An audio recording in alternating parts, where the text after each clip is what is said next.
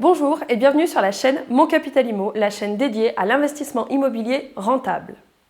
Aujourd'hui, nous allons essayer de répondre à la question suivante. Quel type de bien sélectionner pour faire de la location saisonnière et être sûr d'être rentable? Y a-t-il un type de bien qui se dénote pour être sûr de bien louer?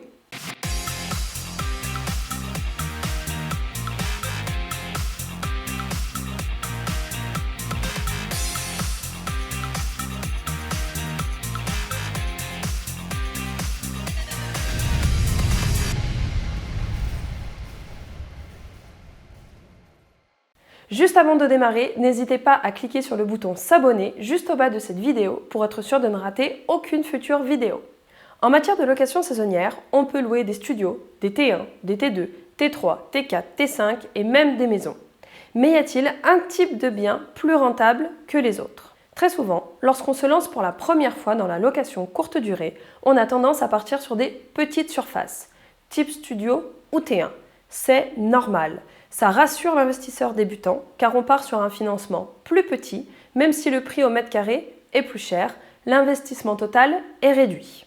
On se dit aussi que si ça ne marche pas, louer cette surface à un étudiant sera plutôt facile. Le revendre est également plus facile car beaucoup d'investisseurs recherchent ce type de bien. En plus, la location saisonnière s'est vraiment démocratisée au départ sur ce genre de petite surface. On agençait une petite cuisine dans un coin, un canapé convertible dans un autre et ça se louait comme des petits pains.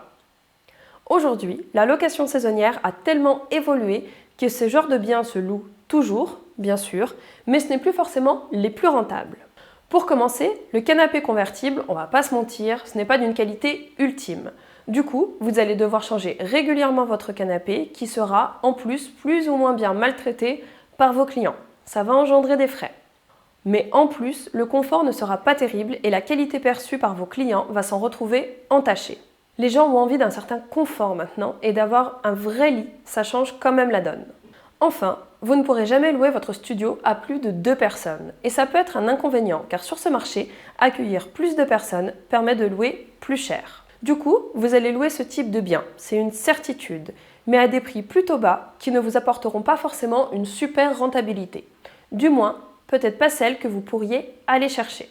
Si on passe maintenant sur des surfaces un peu plus grandes, telles que T1 ou T2, qui sont entre 30 et 40 mètres carrés de surface. Ces surfaces-là sont très intéressantes parce que vous avez la possibilité d'offrir à vos locataires un vrai lit de place, donc un vrai confort. Même sur un T1 de 33 mètres carrés par exemple, il est tout à fait possible d'optimiser l'agencement et de monter une cloison pour créer une chambre à part, même petite. Du coup, vous allez gagner en confort, en qualité de prestation.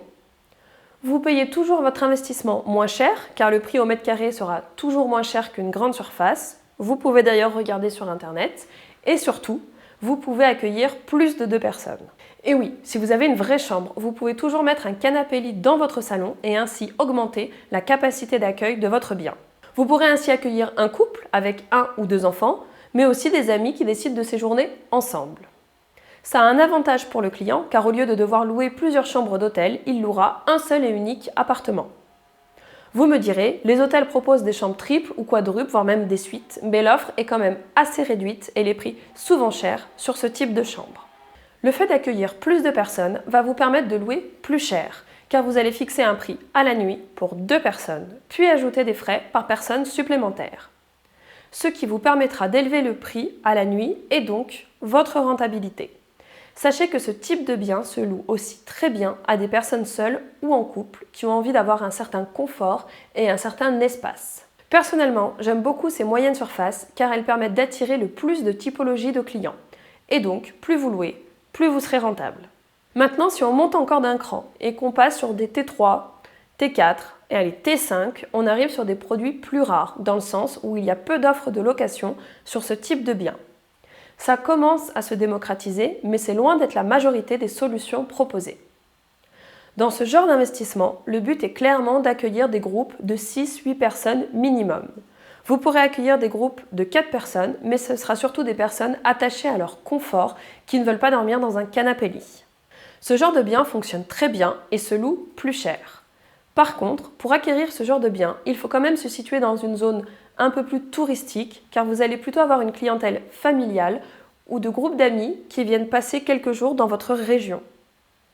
Sur les petites surfaces, on aura cette clientèle-là aussi également, bien sûr, mais on aura aussi une grosse clientèle business en déplacement professionnel. Ce que vous retrouverez un peu moins pour les grandes surfaces. Alors attention, quand on dit touristique, ça ne veut pas dire qu'il faut vous cantonner exclusivement aux grandes villes telles que Paris, Lyon ou Bordeaux. La montagne est touristique en hiver et en été et se prête très bien à l'accueil de familles ou de groupes d'amis. Le long du littoral également par exemple, de la Bretagne à la Côte Basque ou de la Bretagne à la Normandie. Bref, beaucoup de régions en France sont touristiques. Des villes moyennes sont également l'occasion d'attirer des visiteurs. Je pense aux villes d'Alsace, aux villes dans des régions viticoles. Bref, surtout notez bien que touristique ne veut pas dire très grande ville. Si on regarde les maisons, c'est exactement le même principe que pour les T3, T4, T5. Il faut se situer dans des zones qui attirent des touristes. Personnellement, quand on part en vacances en famille, avec les cousins-cousines, avec les grands-parents, on préfère toujours louer des maisons sur Airbnb plutôt que plusieurs chambres d'hôtel.